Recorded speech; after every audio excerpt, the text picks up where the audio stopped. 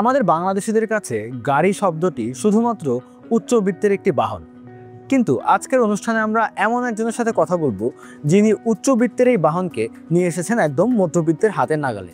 আপনাদের মধ্যে অনেকে হয়তো শুনে থাকবেন মাত্র 5 লাখ টাকায় মেড ইন বাংলাদেশ গাড়ি। ইয়েস, আমি পালকি মোটরসের কথাই বলছি।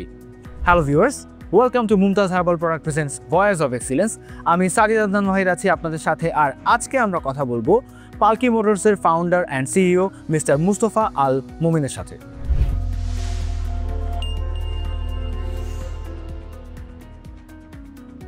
ভিউয়ার্স, এখন আমার সাথে আছেন আমাদের আজকের এপিসোডের special guest mister Mustafa Al Momin, founder and CEO Palki motors.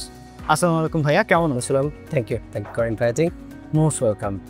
কেমন আছেন আপনি? আলহামদুলিল্লাহ, খুবই ভালো আছে। তো ভাইয়া, আপনি এমন একজন মানুষ যিনি আমাদের বাঙালিদের যে স্বপ্নটা যে সবারই একটা গাড়ি থাকবে, যেটা আমাদের কাছে একটু অসাধ্যই মনে হয় একজন মধ্যবিত্ত ফ্যামিলির কাছে, আপনি এই অসাধ্যকে হাতের নাগালের কাছে নিয়ে এসেছেন।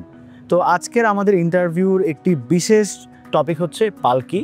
পালকির বিষয়ে অনেক কথা শুনবো, পালকির যাত্রা কীভাবে হলো, বাট তার আগে আপনার শুরুর জার্নিটা একটু জানতে চাই। আপনি বেড়ে উঠেছেন কিভাবে এবং পড়াশোনা যখন শুরু করেছিলেন তখন আসলে লাইফে কি হতে চেয়েছিলেন? আমার জন্ম জামালপুর ইসলামপুর থানাতে। তা আমি ক্লাস 1-এ ঢাকায় আসি। আমি উত্তর হাই স্কুলে ওইখানে পড়ালেখা করি। এরপর হলো যে আবার 4 থেকে 8 পর্যন্ত আবার গ্রামের বাড়িতে পড়ালেখা করি। পরে আবার 9-10-এ নব হাবিবুল্লাহ স্কুলে পড়ি উত্তরাতেই। তো এরপর সেখান থেকে সরকারি বিজ্ঞান কলেজ থেকে আমি ইন্টারমিডিয়েট পাস করি। তো ইন্টারমিডিয়েট পাস করার পরে আমি 1 বছরের জন্য ব্র্যাক ইউনিভার্সিটিতে পড়ি। তো সেখান থেকে ক্রেডিট ট্রান্সফার করে দেন ইউএসএ চলে যায় মন্টানা স্টেট ইউনিভার্সিটিতে। স্কলারশিপ পেয়েছিলাম, তো স্কলারশিপের মাধ্যমে তো আপনার আমেরিকাতে চলে যায়। তো সেখান থেকে আমি ব্যাচেলার ডিগ্রি করি আপনার ইলেকট্রিক্যাল ইঞ্জিনিয়ারিংয়ের উপরে। পালকি বাংলাদেশের প্রথম দেশীয় প্রযুক্তিতে তৈরি একটি সম্পূর্ণ ইলেকট্রিক ভেহিকেল। সো পালকির যাত্রা শুরুর আগে আপনি তো ইনিশিয়ালি সোলার এনার্জি নিয়ে অনেক কাজ করেছিলেন, সোলার প্যানেল নিয়ে কাজ করেছেন। তো সোলার প্যানেল থেকে ইলেকট্রিক ভেহিকেল উদ্ভাবন করার আইডিয়াটা আপনার মাথায় কীভাবে আসলো? আচ্ছা, আমার পড়ালেখা ইলেকট্রিক্যাল ইঞ্জিনিয়ারিং, বাট ফোকাস ছিল আপনার রিনিউয়েবল এনার্জি। সো আমি নিজের হাতে ক্লিন রুমে নিজের হাতে সোলার সেল বানাইছি। আমার ওটা ছিল আমার ল্যাবের প্রজেক্ট ছিল আর কি। সো এটা থেকে রিনিউয়েবল এনার্জি ছিল মেইন। আর রিনিউয়েবল এনার্জি ধরো সোলার আর ইলেকট্রিক গাড়ি খুব একটা বেশি ডিফারেন্স নেই, শুধু এটা দাঁড়ায় থাকে আর এটা চলে। ডিফারেন্সটা এইটুকুই আমার কাছে। আর ইলেকট্রিক গাড়ি আইডিয়াটা আসে 2009 সালে প্রথম। তখন আমি ওই প্রথম হলো যে ইলেকট্রিক মোটর নিয়ে পড়তেছিলাম। তো পড়তে মহাখালীতে আপনার ওইখানে রিপেয়ার শপ আছে অনেক। আমি করতাম কি, ক্লাসে পড়াতো আর আমি ওখানে দাঁড়ায় দেখতাম যে তারা কয়টা টার্ন দেয়, কীভাবে প্রাইমারি সেকেন্ডারি ম্যাচ করে। তো দেখে আমি ক্লাসের পড়া বুঝতাম আর কি।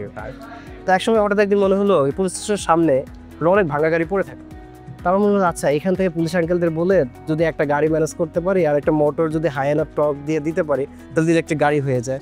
সো এটাই আইডিয়া। পরে আমি এসে গাড়িটা ডিজাইন করার পরে আমার প্রফেসরকে দেখানোর পরে আমি 2011-তে তো দেশে বাইরে চলে যাই। বাট ওইখান থেকে আবার ওটা আমি কন্টিনিউ করি। সো এটা আপনি চালু করি 2013 সালে প্রথম আমি এরকম সোলার ইলেকট্রিক গাড়ি বানাই একটা 2013 সালে। এরপর দেশে ব্যাক করি 2016-তে। তখনই আমি আসলে এই গাড়ি কোম্পানি দিতে চাইছিলাম, বাট আসলে বুঝেন গাড়ি কোম্পানি মানুষ মনে করে অনেক বিশাল অনেক কিছু। হ্যাঁ, আসলেই তো বাংলাদেশের মতন একটা দেশে যেখানে আমাদের এখনো কোনো বাংলাদেশি কার ম্যানুফ্যাকচারার ব্র্যান্ড নেই, সেখানে বাংলাদেশে একটা ইলেকট্রিক ভেহিকেল শুরু করা it's a very courageous move. তো আমার কাছে ছিল যে আমার লাইফের ওই পর্যায়েটা খুব খারাপ একটা মোমেন্ট ছিল। লিটারালি পার্সোনাল লাইফ সব কিছু, ধর আমেরিকা থেকে চলে আসছি, ওখানে ভালো একটা জব ছেড়ে বাংলাদেশে আসছি আবার প্রথম বিজনেস ফেল করে, হ্যাঁ, পুরো 18টা প্রোডাক্টে ফেল করি। তো সব কিছু মিলে এমন একটা পর্যায়ে যে এর চাইতে নিচে যাওয়ার কোনো স্কোপ নাই। হ্যাঁ, তখন আমি চিন্তা করলাম, হঠাৎ করে মাথায় আসলো যে আচ্ছা, আমার তো লাইফ লং ড্রিম ছিল যে আমি ইলেকট্রিক গাড়ি করবো। এই মাসটা আমি ভুলেও গেছিলাম।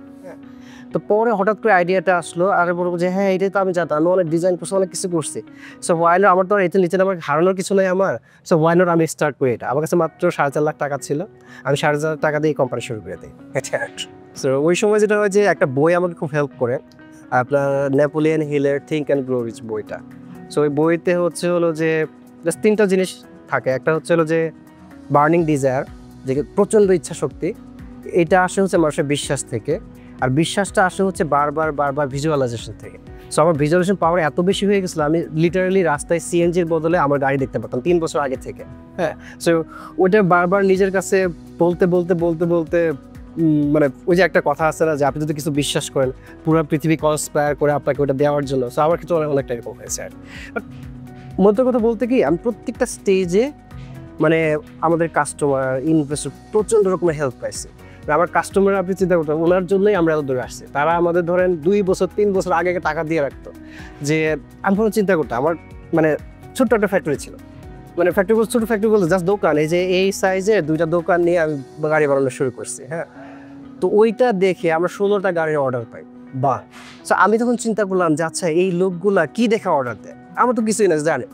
তো পরে খুঁজে বের করলাম যে আসলে তারা মেড ইন বাংলাদেশ গাড়িটা দেখতে চায়, এবং হলো যে আমার সাথে কথা বলে মনে হয়েছে যে আমি তাদের ছেড়ে দিব না। হ্যাঁ, সো এই যে মেড ইন বাংলাদেশ গাড়ি, সো তারা এইটার জন্য মানে যখন যেভাবে টাকা দরকার আছে আমার কাস্টমার আমাকে টাকা দিচ্ছে, মানে এটা ধরেন গত 2.5 বছর হয়ে এইভাবে চলছে। সো দেন গ্রাজুয়ালি হলো যে আপনার এটা আপনার আজকের পর্যায়ে আসা। পালকি যখন ফার্স্ট যাত্রা শুরু করলো তখন তাদের স্লোগান ছিল যে মাত্র 5 লাখে মধ্যবিত্তের জন্য মেড ইন বাংলাদেশ গাড়ি। তা আপনার কি মনে হয় পালকি আসলেই আমাদের মধ্যবিত্ত শ্রেণীর যে গাড়ির যে ডিমান্ডটা সেটা মেটাতে সক্ষম হবে? তো এটার ইন্টারেস্টিং ফ্যাক্ট হলো আমাদের আমি মেডিটেশন করি। সো আমাদের যে টিচার গুরুজি যিনি, উনি আজ থেকে প্রায় 30 বছর আগে থেকে স্বপ্ন দেখতেন যে সবার একটা করে ফ্ল্যাট থাকবে, একটা করে গাড়ি থাকবে। সো সামহাউ কোইন্সিডেন্টলি এটা মিলে যায়। সো আমার কি আমি বেসিক্যালি সত্যি কথা বলতে আমি আমার জন্য গাড়ি বানাতে চাইছি। তো আমি 5 লাখ টাকার বেশি আমার ওই মোমেন্টে অ্যাফোর্ড করার মানে অ্যাবিলিটি ছিল না। সো আমি যেহেতু 5 লাখ টাকা দিয়ে আমার জন্য গাড়ি কিনতে চাই, সো ওইটাই আমার প্ল্যান যে আমি 5 লাখ টাকায় গাড়ি বানাবো। আপনার এক চার্জে অনেক দূর যাবো, এক সপ্তাহ একবার চার্জ দিলে 5 দিনে মিটিং হয়ে যাবে ঢাকাতে চলার জন্য বা বাইরে চলার জন্য। সো এইটা পালকির ভিশন। এখন এই ভিশনে আসার জন্য আমরা তো ডে বাই ডে শিখি। সো যেটা দেখলাম যে আমাদের স্কেল করতে হবে। হ্যাঁ, সো স্কেল যদি আমাদের এই গাড়িটাই যেটা আমরা 14.5 লাখ টাকায় সেল করছি, এটা হলো যে আমাদের সবার আমরা করছি শুধুমাত্র সিএনজি ড্রাইভারদের জন্য এখন, বা উবার ড্রাইভারদের জন্য, যেন তারা মালিক হয়ে আপনার অনেক বেশি টাকা ইনকাম করতে পারবে এখনকার চাইতে। প্লাস এয়ার কন্ডিশন থাকতেছে, আপনার গাড়ির একটা যে ফিলটা আছে এটা পাচ্ছে। আমাদের প্ল্যানটা এখন আমরা কমার্শিয়াল ড্রাইভারদের জন্য করছি। 2027 হলো যে আমরা এটাকে আরও স্কেল করব, এবং হলো 2028 সালে যে আমরা ম্যাস প্রোডাকশন যখন করব তখন এই গাড়ির দামই আপনার কমে আসতেছে, কারণ স্কেল অফ ইকোনমি বেড়ে গেলে তখন এই গাড়িটা এর চেয়ে বেটার কোয়ালিটি গাড়ি হলো যে আমি সবার জন্য প্রোভাইড করতে পারবো। সো এটা ভীষণ গ্রাজুয়ালি যাব, বাট হলো যে মেড ইন বাংলাদেশ একটা গাড়ি, ডিজাইন ইন বাংলাদেশ একটা গাড়ি হলো যে সবার জন্য থাকবে। তো বর্তমানে পালকির কারখানা কোথায় আছে এবং পালকির হেড অফিসটা আসলে কোথায়? আচ্ছা, আমরা রিসেন্টলি আমরা সিঙ্গাপুর থেকে ফান্ড রেজ করেছি। আপনারা জানেন যে জায়েদ সাস্টেনেবল প্রাইস থেকে আমরা 12 কোটি টাকা গ্র্যান্ট পেয়েছি। ওই সুবাদে আমাদের হেড অফিসটা ইনভেস্টমেন্ট বাংলাদেশে ঢোকানো টাফ। সো যার জন্য আমাদের ম্যাক্সিমাম স্টার্ট আপ কোম্পানি হলো যে সিঙ্গাপুরে হেড অফিস খুলে আর কি। সো আমাদেরও সিঙ্গাপুরে হেড অফিস, আর আমাদের ফ্যাক্টরি উত্তর বাড্ডা সাঁতারকুলে। তো সেখানে হলো যে কেউ আসলে আমাদের এখানে টেস্ট ড্রাইভ দিতে পারবেন, আমার সাথে কথা বলতে পারবেন। আমার একটি বিষয়ে অনেক curiosity, I am pretty sure যে আমাদের অডিয়েন্সরাও এই বিষয়টি জানতে খুবই আগ্রহী হবে। এই যে আমরা খুব বাজেট প্রাইসে, একদম মিনিমাম প্রাইসে যে মিডল ক্লাসের জন্য একটা ফুলি ইলেকট্রিক ভেহিকেল প্রোভাইড করছি, আমরা পালকিতে কি কি ফিচার্স পাবো? আচ্ছা, ফিচার্স যেটা হবে যে নর্মাল গাড়ির যে ফিচারটা আছে, যেহেতু হলো যে এটা আপনার made in Bangladesh, so obviously দাম ইম্পোর্টেড গাড়ির যে 50% কমই হবে একটা। 2 নাম্বার হলো যে আপনার নর্মাল গাড়িতে প্রতি কিলোমিটার চলতে 11 থেকে 12 টাকা খরচ হয়, আর আমাদের এখানে খরচ হয় মাত্র 58 পয়সা প্রতি কিলোমিটার চলবে। সো এখানে একটা হিউজ একটা সেভিংস সেকেন্ড এখানে তো মনে করেন যে ইঞ্জিন নাই, মানে মুভিং পার্টস খুবই কম।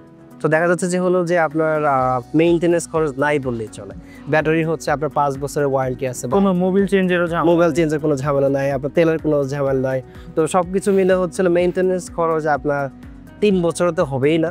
আর যে পরের যখন পরের গুলাতে আপনার জাস্ট মিনিমাম। এবং আমরা এমনভাবে গাড়িটা ডিজাইন করছি যেন সবগুলো পার্টস বাংলাদেশে আনাচে কানাচে পাওয়া যায়।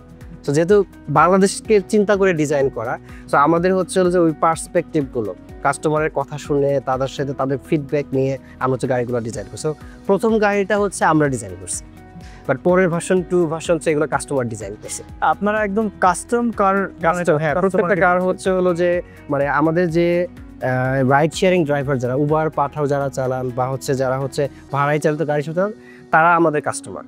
সো তারা যেভাবে বলেন তাদের বেশি টাকা ইনকাম হবে যেভাবে সেভাবে আমরা গাড়ি বলে। সো ভার্সন 1-এ তারা হচ্ছে ডেইলি 1200 টাকা ইনকাম করতো, ভার্সন 2 বানানোর পরে তারা হচ্ছে 2800 টাকা ইনকাম করতো, এখন ভার্সন 3-তে তারা হচ্ছে 3000 টাকা প্রতিদিন ইনকাম করে। সো আমাদের কোম্পানির টার্গেট হচ্ছে এটা যে যেমন আমাদের শাহিদ স্যার একজন কাস্টমার আছে, উনি কুড়িল থেকে কাঞ্চন ব্রিজে হচ্ছে ড্রাইভ করে, উনি দেখেন এখন ওনার মেয়েকে ভালো স্কুলে পাঠান।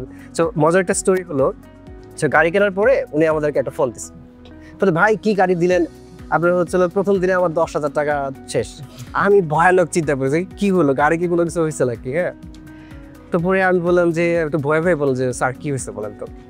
বলে যে বললেন না, আমি তো আগে 3 চাক্কা চালাতাম, হ্যাঁ এখন হচ্ছে 4 চাক্কা নিচ্ছি। আমি যে চায়ের দোকানে যাই সেই চায়ের দোকানে আমরা বলে যে এখন হচ্ছে চা খাওয়া এটা খাওয়াইতে খাওয়াইতে আমার 10,000 টাকা চলে গেছে। সো স্টোরিটা হচ্ছিল যে আমার জন্য খুবই একটা ইন্সপায়ারিং ছিল যে মানে কাস্টমারের যে সোশ্যাল স্ট্যাটাস আমরা এলিভেট করতেছে প্লাস তাদের ইনকাম সোর্স বাড়ায় দিচ্ছে, এবং এই জিনিসটা না আমাকে হচ্ছিল যে খুব হ্যাপি করে। পালকি মোটরস গড়ার যে মেইন ভিশন যেটা ছিল সেটা হচ্ছিল যে এমন একটা কিছু করতে চাই যে যখন আমি যদি 4.5 লাখ টাকা দিয়ে একটা গাড়ির কোম্পানি শুরু করতে পারি, প্রথমত যে আমার পরের জেনারেশন তারা যেমন স্পেসশিপ বানাচ্ছে, এবং দেখবেন বাংলাদেশে হচ্ছিল যে আপনার কয়েকদিনের মধ্যে স্পেসশিপ লঞ্চ করবে, আপনার কয়েক বছরের মধ্যে এটা চলবে। হ্যাঁ, সো এই যে ইন্সপায়ারেশন নেক্সট জেনারেশনের জন্য, প্লাস হচ্ছে হলো যে এই যে মানুষগুলো যারা হচ্ছে হলো আন্ডার সার্ভড তাদের লাইফকে যদি আমরা এলিভেট করতে পারি তাহলে দেখেন আমার এই জীবন শেষ হওয়ার পরেও আমি অনেকদিন বেঁচে থাকবো। সো মরার পরে বেঁচে থাকিস তো সবাই থাকে, সো আমারও এটা যে এই মানুষগুলোকে আমি সার্ভ করতে চাই। ইভেন আমাদের ওভারঅল সোসাইটিতেও এটা একটা বিশাল ইম্প্যাক্ট ফেলবে। জি পজিটিভ। জি, যেমন ধরুন যে আমরা এই যে 12 কোটি টাকা যে গ্রান্ট পেলাম, এটাতে হচ্ছে আমরা প্রতি বছর 1200 গাড়ি ডেলিভারি দিতে পারবো। সো 1200 গাড়ি ডেলিভারি দিয়ে 1200 মানুষের জীবিকা উন্নত করবো। এরপরে হচ্ছে হলো যে আপনার এই যে গাড়ি দিয়ে ওরা প্রতিদিন 4 জন করে যাত্রী নেয়, প্রতিদিন 40 জন যাত্রী ট্রান্সপোর্ট করে। সো 1200 গাড়িতে প্রায় হচ্ছে আপনার 17 লাখ মানুষ প্রতি বছর কার্বন ফ্রি ট্রান্সপোর্ট করতে পারতেছে। ঢাকার যে বাতাসের যে অবস্থা, এই বায়ু দূষণ কমে যাবে, তারপর ওভারঅল একটা হিউজ একটা ইম্প্যাক্ট আমাদের দেশে হচ্ছে তৈরি হবে। ভাই আমার লাস্ট একটা কিউরিওসিটি পালকি নিয়ে, সেটা হচ্ছে বর্তমানে আপনাদের যেই প্রোটোটাইপটি প্রোডাকশনে রয়েছে সেটি এক চার্জে কত কিলোমিটার যেতে পারবে? আচ্ছা, এটা হাইয়েস্ট ক্যাপাসিটি 450 কিলোমিটার। ওয়াও, তো এক চার্জে 450 কিলোমিটার চলবে। আর হচ্ছে স্ট্যান্ডার্ড হচ্ছিল 200, এখন 200-র পরে কেউ হচ্ছে 300 নিতে পারে, 350 নিতে পারে, 450 নিতে পারে। তো যে যেরকম রিকোয়ার করবে ওইরকম করে দেওয়া হয়। সো স্ট্যান্ডার্ড হচ্ছে 200 কিলোমিটার। ইভেন যারা সিটি কমিউট করছে তাদের জন্য কিন্তু 200 কিলোমিটার ইটসেলফ ইজ আ লট। 7 দিন চলবে এক চার্জ। এক্স্যাক্টলি। আর হচ্ছে হলো যে আমাদের চার্জিং সিস্টেমটা হলো আপনার আমাদের যে চার্জিং স্টেশনগুলো আছে এগুলো যদি চার্জ দেয় তাহলে হয়তো 25 মিনিটে ফুল চার্জ হয়ে যাবে। ওয়াও। আর কেউ যদি বাসায় চার্জ করে ওভারনাইট বাসায় চার্জ করলো তাহলে 8 ঘন্টা লাগবে চার্জ হতে। মোমেন ভাই, পালকি মোটরস নিয়ে আপনার ভবিষ্যৎ পরিকল্পনা কি? ভবিষ্যৎটা হচ্ছে শুধু গাড়ি বানানো না, আমরা অ্যাকচুয়ালি বানাচ্ছি গাড়ি বানানোর মেশিন। যে গাড়িটা হচ্ছে হলো যে আপনার ফুল অটোমেটেড একটা ফ্যাক্টরি, যে ফ্যাক্টরি হচ্ছে হলো যে ফুলি মডিউলার। আপনি হচ্ছে যেমন ঢাকাতে বানাচ্ছেন এখন, ফুল ফ্যাক্টরিটা আপনি খুলে নিয়ে বসায় দেবেন, ওইখানে হচ্ছে মান্থলি আপনার 500 গাড়ি প্রডিউস হতে থাকবে। আপনি নাইজেরিয়াতে নিয়ে যাবেন, নাইজেরিয়াতে গাড়ি প্রডিউস হতে থাকবে। তো বিষয়টা হচ্ছে এরকম, বাংলাদেশ খুব কঠিন জায়গা বিজনেসের জন্য। সো আপনি যদি বাংলাদেশে যদি কোম্পানি বিল্ড করতে, আপনি মঙ্গল গ্রহ কোম্পানি বিল্ড করতে পারবেন। True, I totally agri. So আমাদের ওভারঅল ভিশন হচ্ছে যে ফ্যাক্টরিটা বানালো, মাইক্রো ফ্যাক্টরি আর্কিটেকচার এটা আমরা বলতেছি। সো এই ফ্যাক্টরিটা অটোনোমাসলি হচ্ছে গাড়ি প্রডিউস করে। ওপর আমাদের টার্গেট হচ্ছে প্রতি বছর 20,000 গাড়ি প্রডিউস করে কাস্টমার হাতে দেওয়া। মোমেন ভাই, it sounds very interesting and fascinating. আর আমি অবশ্যই অনেক অধীর আগ্রহ নিয়ে অপেক্ষা করব যে আপনাদের এই ফ্যাক্টরিটা প্ল্যানিং থেকে একদম বাস্তবায়নের রূপ নিক সেটা দেখার। Thank you for your time. আজকে আপনি অনেক বিজি একটি সামিটের মাঝখানে আমাদেরকে ইন্টারভিউর জন্য সময় বের করে দিয়েছেন, সেই জন্য আপনাকে অসংখ্য থ্যাঙ্কস। আর I had a great time. Thank you. But যাওয়ার আগে আমাদের স্পন্সর মুমতাজ হার্বাল প্রোডাক্টসের পক্ষ থেকে আপনার জন্য রয়েছে ছোট্ট একটি গিফট।